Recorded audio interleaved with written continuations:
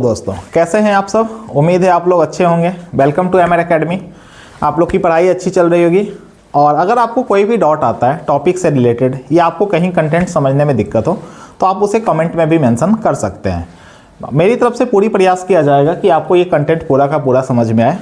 तो इस कहानी को हम आगे बढ़ाते हैं। हम लोगों ने भारत के संविधान बनने की प्रक्रिया को समझा था, संविधान क्यों आवश्यक है इस बात को समझा था। और आज हम क्लास 8 की पॉलिटी का सेकंड पार्ट लेकर के आ रहे हैं, चैप्टर 1 का। आज हम लोग अपने टॉपिक की शुरुआत करेंगे नेपाल से। देखिए, कहानी की शुरुआत होती है। नेपाल क्या है ना, नेपाल की स्टोरी हमें समझना आवश्यक है। जैसे 1768 में पृथ्वी नारायण शाह के नेतृत्व में क्या होता है, एक शाह वंश का जो होता है वहाँ पे स्थापना रखी जाती है। फिर 1959 में कॉन्स्टिट्यूशनल मोनार्की सिस्टम लाया जाता है। कॉन्स्टिट्यूशनल मोनार्की का मतलब क्या होता है आप लोग समझिएगा। कॉन्स्टिट्यूशनल मोनार्की, कॉन्स्टिट्यूशनल मोनार्की का मतलब वहां पे राजा भी होंगे और जनता के चुने हुए प्रधानमंत्री भी होंगे।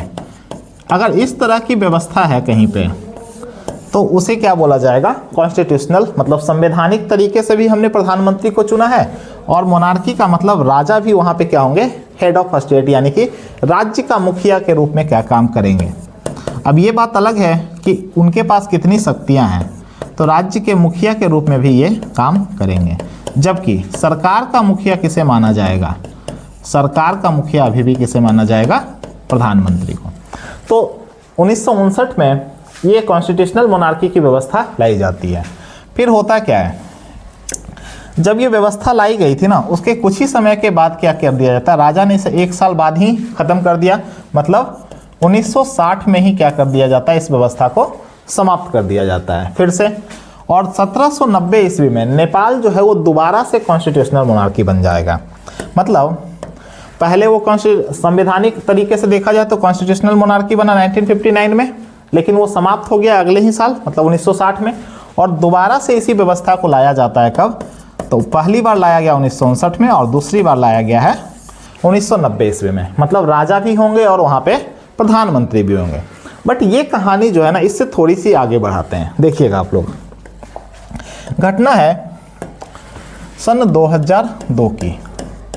2002 के अंदर क्या होता है ना, नेपाल के जो राजा हैं, आप यहाँ पे एक पीछे में एक तस्वीर देख पा रहे होंगे, ये व्यक्ति की। आप में से कोई व्यक्ति है जो इसका नाम बता सकते हैं। इस व्यक्ति का नाम है राजा ज्ञानेंद्र। इनका नाम क्या है, राजा ज्ञानेंद्र। और ये क्या है, अभी 2005 की बात करें तो ये वहाँ के नेपाल के राजा हैं। तो राजा जो ज्ञानेंद्र जी हैं ना, उन्हें संदेह होता है कि कुछ माओवादी लोग क्या कर रहे हैं ना, उनकी सत्ता को परिवर्तन करने का प्रयास कर रहे हैं।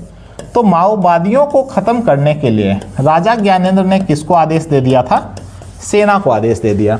तो सेना और माओवादियों के बीच में जो है ना एक छोटा सा संघर्ष जो है वो अभी आपको देखने को मिल जाएगा।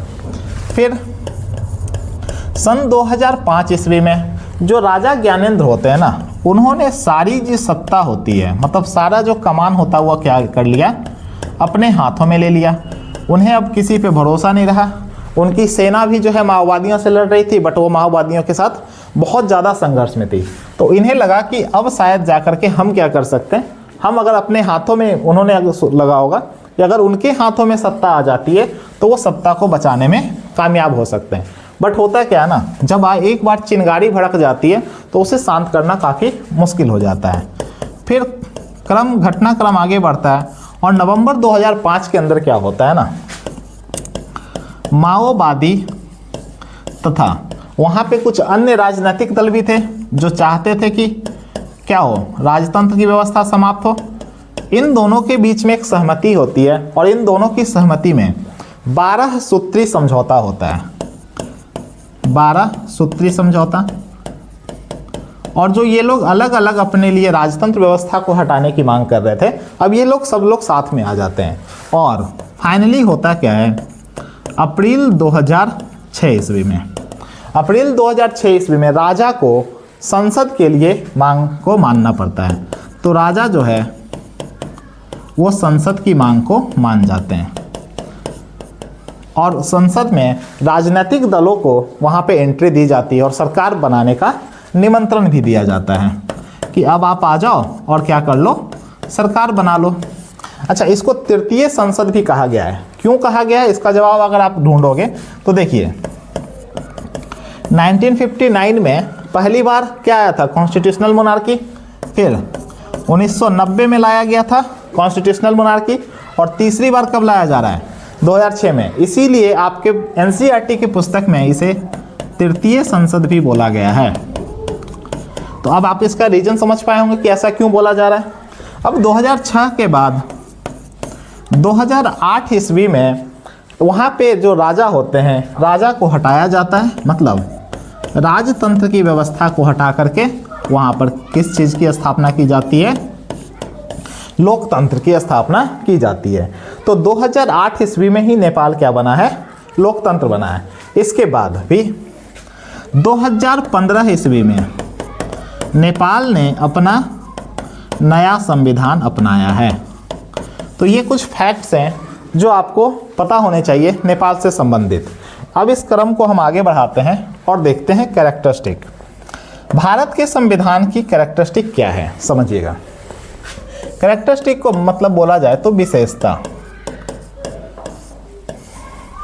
अब विशेषता की बात करें तो देखिए आखिरकार इस शब्द का प्रयोग क्यों किया गया है, इसके पीछे का रीजन क्या है ना। जब संसद में संविधान निर्माणकर्ता बैठे होंगे, जब 299 सदस्य आज़ादी के बाद जब बैठे होंगे, तो उनके मन में विचार होगा, क्या वो सभी एक ही बैकग्राउंड से आ रहे हैं, तो जवाब है नहीं। क्या उन सबकी संस्कृति एक जैसी है, तो नहीं। क्या उनका कल्चर एक जैसा है, क्या वो एक रंग के हैं, नहीं। मतलब ये मैं बोल सकता हूँ, भारत जो था ना वो बहुत विविधता वाला देश था, और इस विविधता वाले देश के लिए एक संविधान बनाना बहुत ही बड़ी चुनौती था। तो संविधान सभा के सामने कुछ चुनौतियां भी थी कि वो इन सारे मुद्दों को कैसे सुलझाएंगे। कई लोग आरोप भी लगाते हैं कि भारत का संविधान बनने में बहुत समय लगा। अगर आप देखते होंगे तो भारत का संविधान बना है 2 वर्ष 11 माह और 18 दिन में। ये बहुत बड़ा समय होता है, जबकि अमेरिका का संविधान जो है वो 3 से 4 महीनों के अंदर बन गया था। इसके जवाब में जब अंबेडकर जी से पूछा गया था ना, तो उन्होंने इस बात को मेंशन किया था कि हमारे यहाँ क्या है, विविधताएं अलग हैं, हर धर्म हर जाति के लोगों को हमें संभालना था, उसके लिए हम। और दूसरी बात, अमेरिका के अंदर क्या होता है ना, राज्यों के अपने संविधान होते हैं और केंद्र के लेवल पे अपना संविधान होता है। भारत में केंद्र और राज्यों के लिए अलग अलग संविधान की व्यवस्था नहीं है। तो इस कारण से हमें क्या लग गया, हमें काफ़ी वक्त लगा। दूसरा, भारत जो होगा ना उसका बेसिक स्ट्रक्चर कैसा होगा। बेसिक स्ट्रक्चर मतलब मूलभूत संरचना भारत की क्या होगी, मूलभूत संरचना। क्या भारत एक हिंदू राष्ट्र बन जाएगा, क्या भारत एक मुस्लिम राष्ट्र बन जाएगा, इन सभी बातों की। क्या भारत एक समाजवाद को फॉलो करेगा कि नहीं, क्या भारत एक गणतंत्र होगा कि नहीं होगा, ये सभी क्या थी, हमारे संविधान की मूलभूत संरचना थी। उसी में से कुछ चीज़ों के बारे में हमें यहाँ वर्णन देखने को मिलता है। आइए एक एक करके हम उन्हें समझने का प्रयास करते हैं। तो पहला है हमारा फीचर ऑफ फेडरलिज्म। फेडरलिज्म का मतलब होता है संघवाद। अब संघवाद के अंदर बहुत सारे पॉइंट्स आते हैं। इससे पहले हम बाबा साहब का एक कोट्स हम लोग देखना चाहते हैं। इनके ऊपर आरोप लगता है कि इन्होंने अनुसूचित जातियों को संविधान में क्या किया है, आरक्षण दिया है। लेकिन बाबा साहब जो है ना, इसके बाद भी अपनी चिंता व्यक्त करते हैं। चिंता वो किस रूप में व्यक्त करते हैं कि देखिए, संविधान के प्रारूप में कुछ सुरक्षात्मक व्यवस्थाएं मिली हैं एससी और एसटी को, लेकिन उन्हें यह भी कहा कि भले ही कानून बन गए हों, अभी भी अनुसूचित जातियां बेफिक्र नहीं हो सकती। क्यों भाई? क्योंकि अभी भी कानूनों का संचालन किनके हाथों में है, स्वर्ण हिंदुओं के हाथ में है, मतलब जो जनरल कास्ट है। इसीलिए उन्होंने एससी और एसटी के लोगों से अपील किया था कि वो बड़े पैमाने पर क्या हों, बढ़ चढ़ करके सरकार के लोक सेवाओं में क्या करें, भागीदारी दें। अगर ये चीज़ें होती तो बाबा साहब को ये ऐसी उम्मीद थी कि जो आरक्षण की व्यवस्था उन्होंने लाई थी वो क्या हो सकता था, वो सुचारू ढंग से चल सकता था। तो अब देखते हैं कि संघवाद के क्या है, विशेषता क्या क्या होते हैं। पहला, लिखित संविधान। इसके बारे में हमने चर्चा पहले पार्ट में कर लिया है कि कैसा होना चाहिए, लिखित संविधान होना चाहिए। सबसे ऊपर कौन होगा, सुप्रीमेसी ऑफ कॉन्स्टिट्यूशंस, मतलब अगर इस देश की बात करें तो देश में सबसे ऊपर कौन हो सकता है? संविधान हो सकता है। मैं इसको एक आपको फैक्ट या उदाहरण से समझाने का प्रयास करता हूं। देखिए, ये मान लीजिए कि आप हो, आपके ऊपर क्या हो सकते हैं? एक परिवार, परिवार से ऊपर क्या हो सकता है? एक समाज, समाज से ऊपर क्या हो सकता है? जैसे मान लीजिए कि गांव, ग्राम, ग्राम से ऊपर क्या हो सकता है? अगर ग्राम से भी ऊपर की बात की जाए तो ग्राम से ऊपर हम लोग मान सकते हैं, चलिए, प्रखंड या जिला। प्रखंड से ऊपर अनुमंडल, अनुमंडल से ऊपर हम किसे मान सकते हैं? अनुमंडल से ऊपर मानना हो तो चलिए जिला मान लेते हैं, और जिला से ऊपर प्रखंड, प्रखंड से ऊपर राज्य, राज्य से ऊपर देश। बट देश के ऊपर तो कोई नहीं होगा। अगर इसी तरह से हम पदवी की भी बात करें ना, तो देश में जो प्रथम नागरिक बोला गया है वो किन्हें बोला गया? राष्ट्रपति। लेकिन क्या सवाल यह है कि क्या राष्ट्रपति महोदय भी संविधान से ऊपर हैं? तो जवाब है नहीं। राष्ट्रपति महोदय को भी किनके अनुसार से चलना होगा? संविधान के अनुसार से ही चलना होगा। तो राष्ट्रपति महोदय भी संविधान से ऊपर नहीं है। तो सवाल ये उठता है कि क्या कुछ ऐसी क्राइटेरिया है जो संविधान से भी ऊपर हो? तो अगर आप प्रस्तावना पढ़ोगे ना, तो उसमें एक शब्द का प्रयोग किया गया है, हम भारत के लोग। तो हम भारत के लोग जो होंगे ना, वही सर्वोपरि होंगे। संविधान को बदलने की भी अगर ताकत किसी में है तो वो किस में होगा? हम भारत के लोग। मतलब संविधान को शक्ति कहाँ से मिल रही है? संविधान को जो शक्ति भी प्राप्त हो रही है वो हम भारत यानी कि देश की आम जनता से हो रहा है। तो देश में सबसे ऊपर कौन होगा? संविधान होगा। डिवीजन ऑफ पावर मतलब शक्तियों का बंटवारा भी होगा। कैसे भाई? तो देखो, संविधान के में कुल अभी अनुसूची है, अनुसूची 12, और अगर अनुसूची 12, अनुसूची 7 को आप देखोगे ना, तो इसमें 3 लिस्ट बनाया गया है। एक होता है राज्य सूची, दूसरा होता है संघ सूची, और तीसरा होता है समवर्ती सूची। अच्छा, ये क्यों बनाया गया होगा? इसके पीछे एक रीजन था। कहीं ना कहीं ये संविधान निर्माणकर्ताओं को इस बात का डर भी था कि हो सकता है कि सेंट्रल पावर, सेंटर जो है यानी कि केंद्र में जो सरकारें हैं ना, वो कहीं ना कहीं इतनी शक्तिशाली ना हो जाए ना कि वो राज्यों को कुछ दे भी ना। तो उसको उस चीज़ को ओवरकम मतलब उसको कम करने का प्रयास किया गया था। कैसे? तो बोला गया कि राज्य सूची में कुछ विषयों को शामिल किया गया है, तो इस पर कौन कानून बनाएगा? राज्य कानून बना सकते हैं। संघ किसके मतलब संघ सूची के अंदर कानून कौन बनाएगा? तो राज्य मतलब जो सेंट्रल गवर्नमेंट होगी वो। और समवर्ती सूची पर राज्य और संघ दोनों कानून बना सकते हैं। तो इस तरह से उन्होंने शक्तियों को भी बांटने का क्या किया था? प्रयास किया था। फिर देखिए, dual government polity. Dual government का मतलब एक सरकार तो होगी जो राज्य के अंदर काम करेगी, उसे भी जनता ही चुनेगी, और दूसरा केंद्र के लेवल पर भी क्या होगा? एक सरकार की व्यवस्था की जाएगी। तो ये हो गया डुअल सिस्टम। तो ये भी हमारे संघ की क्या है? एक विशेषता है। इंडिपेंडेंट जुडिशरी मतलब जो न्यायिक प्रणाली होगी ना, न्यायिक प्रणाली में किसी भी प्रकार के सरकार का हस्तक्षेप नहीं होगा। ये बोला गया है किसमें? संघवाद के अंदर। और दूसरा बाईकैमरलिज्म मतलब द्विसदनात्मक। भारत के अंदर जो व्यवस्था होगी वो कैसी होगी? द्विसदनात्मक होगी। आप देखते हो कि एक होता है लोकसभा और दूसरा होता है राज्यसभा। तो लोकसभा जो होगा वो हर 5 साल के बाद क्या हो जाता है? भंग हो जाता है। मतलब 5 साल के बाद ये निश्चित है कि 5 साल के बाद वहाँ पे क्या होंगे? चुनाव होंगे।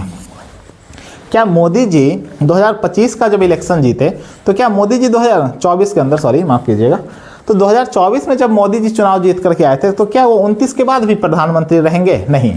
29 के बाद अगर उन्हें प्रधानमंत्री रहना है तो उन्हें किनके बीच आना पड़ेगा? जनता के बीच। क्यों आना पड़ेगा? क्योंकि सोर्स संविधान को शक्ति कहाँ से मिल रहा है? हम भारत के लोग। अगर जनता को मोदी जी के काम पसंद आएंगे तभी वो मोदी जी को चुनेगी, अन्यथा उन्हें भी प्रधानमंत्री के पद से हटाया जा सकता है। तो एक विशेषता तो हमने देखा संघवाद की ये विशेषता होती है। अब आगे बढ़ते हैं। ये आप तस्वीर देख पा रहे होगे पार्लियामेंट्री डेमोक्रेसी की, मतलब इसे बोला जाता है संसदीय प्रणाली। तो देखिए संसदीय प्रणाली की व्यवस्था किस प्रकार से है, तो देखिए आप यहाँ पे एक होता है लेजिस्लेचर, यानी कि जिसे हम लोग क्या बोलते हैं, विधान सभा। एग्जीक्यूटिव का मतलब होता है कार्यपालिका, ठीक है। जुडिशियरी इंडिपेंडेंट है। अब इसके अंदर भी अगर आप देखोगे ना तो बाईकैमरलिज्म, 2 सदन होते हैं, लोकसभा होता है और राज्यसभा होता है। तो भारत की संसदीय प्रणाली के अंदर देखोगे तो आप हेड किसे मानते हो? अगर पार्लियामेंट्री तो सबसे ऊपर में तो द पीपुल, हम भारत के लोग, हम भारत के लोग जिसे चाहेंगे हम उन्हें ही बना सकते हैं भारत के प्रधानमंत्री और राष्ट्रपति। तो हम भारत के लोग क्या हैं, सबसे ऊपर माने जाएंगे। उसके बाद आप देख रहे हो तो पार्लियामेंट यानी कि देश की संसद, उससे नीचे उनके नीचे कौन आएंगे, पीएम आएंगे और मंत्रीगण आएंगे। तो ये कुछ स्ट्रक्चर दिया गया है भारतीय पार्लियामेंट्री डेमोक्रेसी का, मतलब भारत की जो संसदीय प्रणाली होगी वो कुछ इस प्रकार की होगी। इसके बाद अगर आप देख पा रहे होगे तो एक अगला जो कॉन्सेप्ट है वो है शक्तियों का बंटवारा। इसे समझते हैं, शक्तियों का बंटवारा। अब ये शक्तियों का बंटवारा क्या है ना, देखिएगा भारत के संविधान में कुल 3 अंग हैं, 3 अंग होते हैं। ये आप 3 डायग्राम देख पा रहे होगे। एक है जिसे हम लोग बोलते हैं कार्यपालिका, दूसरा होता है विधानपालिका, दूसरे अंग को हम लोग क्या बोलेंगे, विधानपालिका, और तीसरा जो अंग होता है उसे क्या बोलेंगे, न्यायपालिका। तो भारत किसी भी लोकतंत्र के ना ये 3 पिलर हैं, 3 स्तंभ हैं, और इसके बिना जो है ना कोई भी दुनिया का लोकतंत्र नहीं चल सकता है।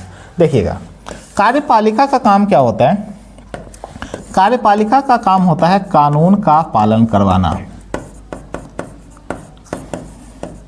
कानून का पालन करवाना। जैसे उदाहरण के लिए अगर आप देखो तो पुलिस अगर मान लीजिए आप बाइक चलाते हो और बाइक चलाने के दौरान में आपने हेलमेट नहीं पहना या आपके पास लाइसेंस नहीं है, तो पुलिस आपके ऊपर क्या कर सकती है, आपके ऊपर फाइन लगा सकती है। तो कानून तो पुलिस ने नहीं बनाया ना, लेकिन कानून पालन कौन करवा रही है, तो पुलिस करवा रही है। तो पुलिस किसका अंग मानी जाएगी, कार्यपालिका का। विधानपालिका का अंग किसे मानेंगे, तो वैसे लोग जो कानून बनाने की प्रक्रिया में भाग लेते हों, कानून बनाने की प्रक्रिया। अब ये कहीं ना कहीं तो बना होगा ना भाई, कि आप बाइक चलाओगे तो आपके पास हेलमेट होना चाहिए, 18 साल से नीचे के बच्चों का आप लाइसेंस नहीं बना के दोगे, तो ये क्या है, कानून। तो ये कानून कहाँ पे बना होगा, विधानपालिका में। लेकिन इस कानून का पालन कौन करवा रही है, कानून का पालन करवाने की जिम्मेदारी किसकी है, कार्यपालिका की। और तीसरा जो हमारा पॉइंट है वो है हमारा न्यायपालिका। हम न्यायपालिका को समझते हैं, देखिएगा आप लोग। भारत के अंदर जो संरचना है ना कुछ इस प्रकार का है, देखिए मान लेते हैं सबसे जो नीचे होगा उसे हम लोग बोलते हैं निचली अदालत। सबसे जो नीचे, जैसे मान लीजिए आपके झगड़े हो गए, तो ऐसा थोड़ा ना कि आप डायरेक्टली सुप्रीम कोर्ट चले जाओगे, नहीं, आपको सबसे पहले लोअर कोर्ट में ही जाना होगा। तो सबसे पहले आप कहाँ जाओगे, लोअर कोर्ट के अंदर। लोअर कोर्ट के बाद आप कहाँ जाओगे, सब ऑर्डिनेट कोर्ट, सब ऑर्डिनेट कोर्ट, जिसे कि हम लोग अनुमंडलीय भी बोल सकते हैं, अनुमंडलीय। अनुमंडलीय के बाद आप कहाँ जाओगे, तो डिस्ट्रिक्ट कोर्ट में आप जा सकते हो, यानी कि जिला, आपके जिले के अंदर जो न्यायालय होगा वहाँ पे आप जाओगे। उसके बाद भी अगर आपको फैसला वहाँ पे नहीं पसंद आया तब आप कहाँ जा सकते हो, उस राज्य के हाई कोर्ट के अंदर जा सकते हो, और वहाँ भी पसंद नहीं आया तो आप कहाँ जाओगे, सुप्रीम कोर्ट। और सुप्रीम कोर्ट का भी फैसला पसंद नहीं आया तो भी आपको सुप्रीम कोर्ट ही जाना है, सुप्रीम कोर्ट के फैसले के खिलाफ भी आप सुप्रीम कोर्ट ही जाते हो। तो ये क्या है ना, भारत में एक जुडिशियरी सिस्टम है। क्या इसमें अगर आप यहाँ पे पीछे वाले पेज पे आप देख पा रहे होगे, तीनों की अपनी अपनी सीमाएं बनाई गई है कि कार्यपालिका इतने दायरे में रह के काम करेगा, विधानपालिका इतने दायरे में रह के काम करेगा, और न्यायपालिका जो होगा वो इतने दायरे में रह के। अगर इस तरह की व्यवस्था हो तो उसे ही हम लोग क्या बोल सकते हैं कि ये कॉन्स्टिट्यूशंस में क्या किया गया, पावर को शेयर किया गया, शक्ति को बांटा गया होगा। ठीक है, अब इसमें आप कुछ स्टेटमेंट देख पा रहे होंगे। हम लोग अक्सर जब संविधान पढ़ते हैं ना, तो संविधान में एक शब्द का प्रयोग किया जाता है राज्य, और दूसरा शब्द होता है सरकार। इन दोनों शब्द में क्या कोई अंतर है, उसको समझने का प्रयास करते हैं। देखिए, सरकार की जिम्मेदारी होती है कानून बनाना और कानून का पालन करवाना। पर राज्य ऐसी राजनीतिक संस्था होती है जो निश्चित भूभाग में रहने वाले संप्रभुत्व लोगों का प्रतिनिधित्व करती है।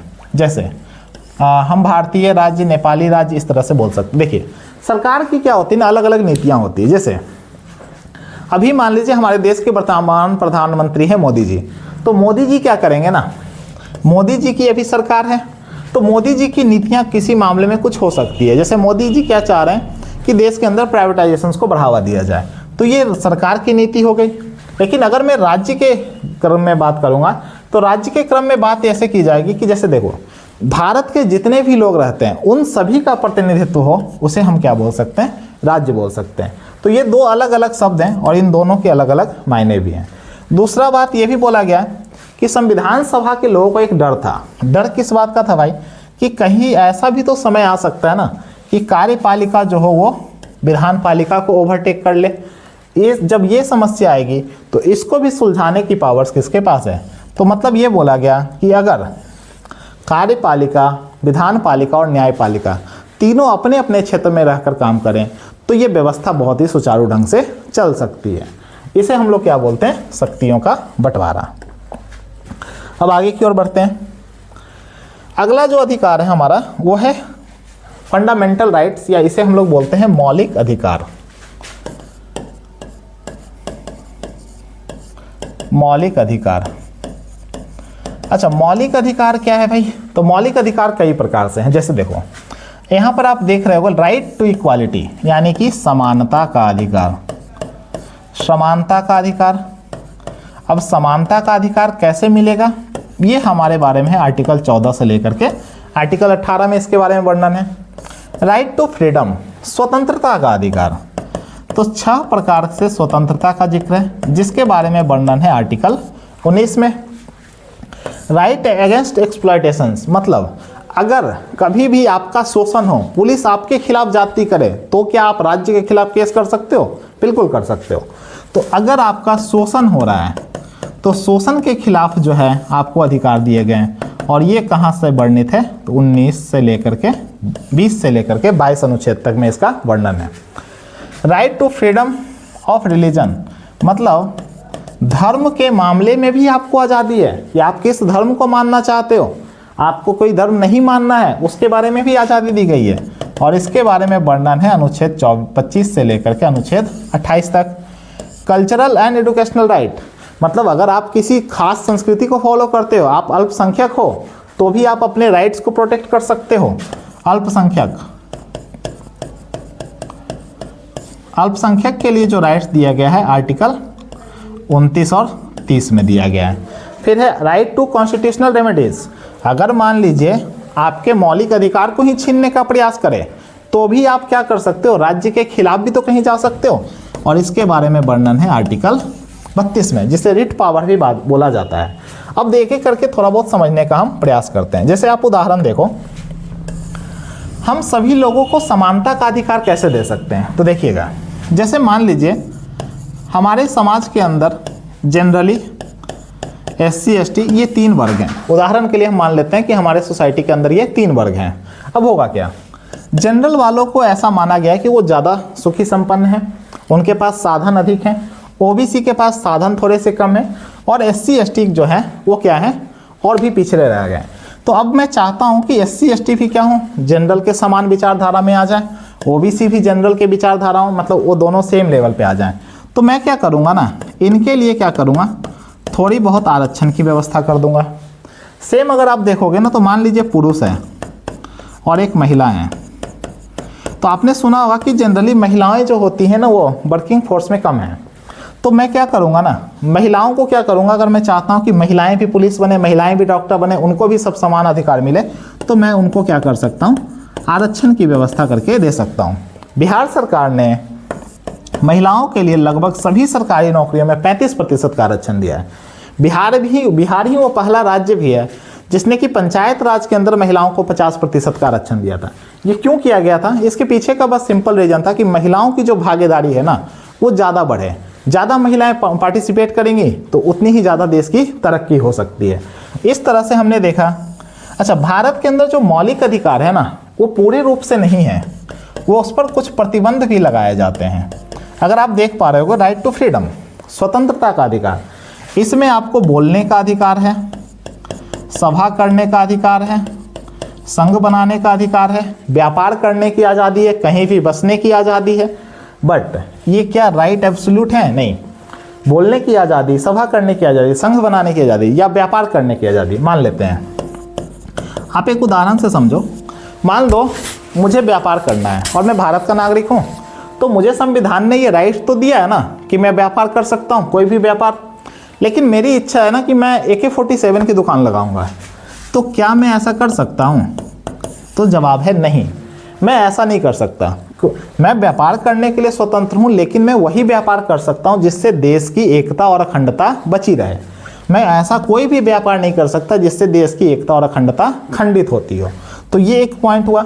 तो राइट टू फ्रीडम, तो जो भी हमें एब्सोल्यूट राइट दिए गए हैं, जो भी मौलिक अधिकार दिए गए हैं, वो केवल और केवल इसलिए दिए गए हैं और इसलिए दिए गए ताकि हम अपने राइट्स को प्रोटेक्ट करें। दूसरा, हम उस राइट्स का दुरुपयोग ना करें, इसीलिए उसे कभी एब्सोल्यूट नहीं बनाया गया, उसमें कुछ हद तक रिस्ट्रिक्शंस लगाए गए हैं। ठीक है, अब हम लोग आगे इस कहानी को आगे बढ़ाते हैं।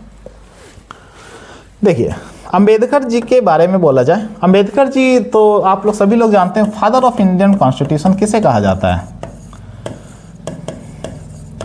फादर ऑफ इंडियन कॉन्स्टिट्यूशन, भारतीय संविधान का पिता अगर किसी व्यक्ति को कहा जाता है तो वो कौन है? BR अम्बेडकर जी हैं। ठीक है, तो अंबेडकर जी जो थे ना, वो क्या ऐसा चाहते थे संविधान, मतलब उन्होंने मौलिक अधिकार के बारे में कुछ बोला भी है। देखिए, इसका एक दोहरा उद्देश्य है कि हर एक नागरिक ऐसी स्थिति में हो कि वह उन अधिकारों के लिए दावेदारी कर सके। दावेदारी कैसे करोगे भैया? आर्टिकल 32 रेट पावर, संवैधानिक उपचार, इससे क्लियर हो गया। दूसरा, यह अधिकार हर सत्ता और संस्था के लिए बाध्यकारी हो जिसे कानून बनाने का अधिकार दिया गया। मतलब कभी भविष्य में ऐसी भी तो सरकार आएगी ना जो कि तानाशाह बन सकती है, तो उस तानाशाह सरकार को रोकने का राइट भी तो होना चाहिए। पता चले मोदी जी खुद ही तानाशाह बन गए तो ये तो समस्या हो जाएगी लोकतांत्रिक प्रक्रिया के लिए। तो उसके लिए क्या बोला गया है? तानाशाह रवैया को रोकने के लिए भी क्या है? मौलिक अधिकार आवश्यक होता है।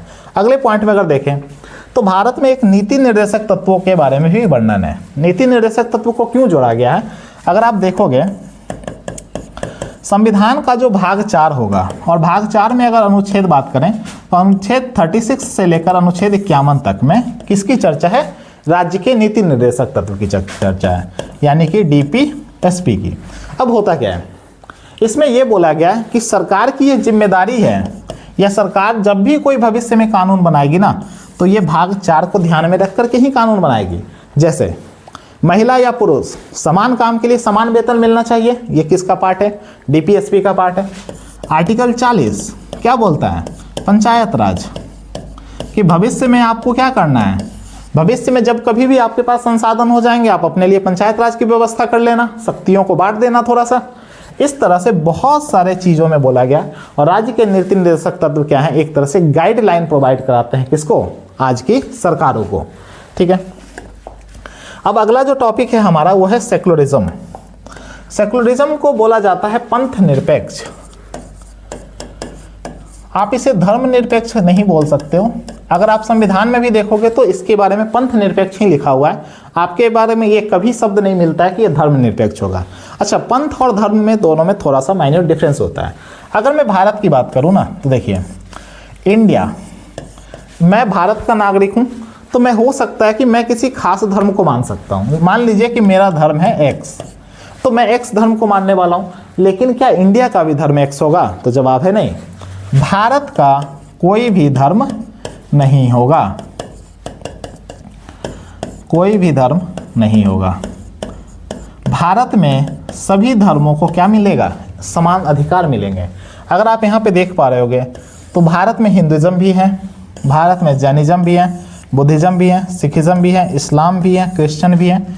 इसके अलावा भारत में यहूदी धर्म के लोग भी रहते हैं, भारत में पारसी धर्म के भी लोग रहते हैं। तो भारत में हर धर्म का लोगों का सम्मान है।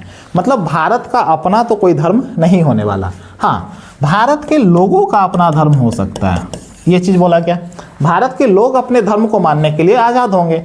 कल के डेट में मेरी इच्छा हो जाए कि भैया मुझे मूर्ति पूजा करनी चाहिए, तो मुझे सरकार आके तो बोलने वाली नहीं है, ये मेरी अपनी इच्छा होगी, या मैं किसी भगवान को मानना चाहता हूँ या नहीं मानना चाहता, ये मेरी अपनी इच्छा है। तो सरकार कभी भी इस मामले में तो हस्तक्षेप नहीं करेगी।